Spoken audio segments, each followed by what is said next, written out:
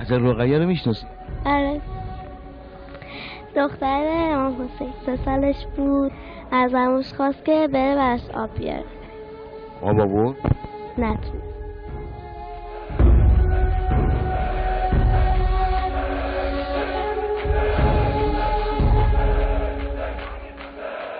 فکر میکنی اگه تو جای حضرت رقیه بودی خبر شهادت عموتو بهت میدادن چیکار میکردی؟ خیلی بد بود، خیلی ناراحت شدم. تا حالا تشنت شده؟ آره. تا حالا شده تشنت بشه مثلا آبم دم دست نباشه؟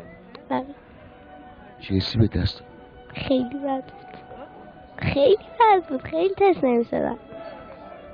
بعد خیلی تشنت بشه آبم نباشه چیکار میکنی؟ خسته میشم دیگه، نمیتونم راه برم. اصلا میدونی اسیر یعنی چی؟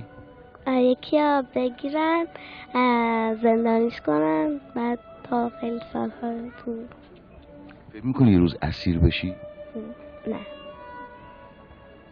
فکر کن یه مرتبه 10 تا مرد بزرگ که با بابات هم لج باشن و دشمن باشن.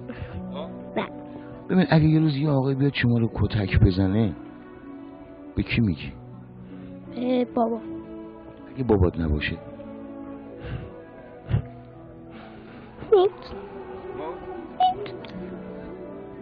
چرا عزیزم؟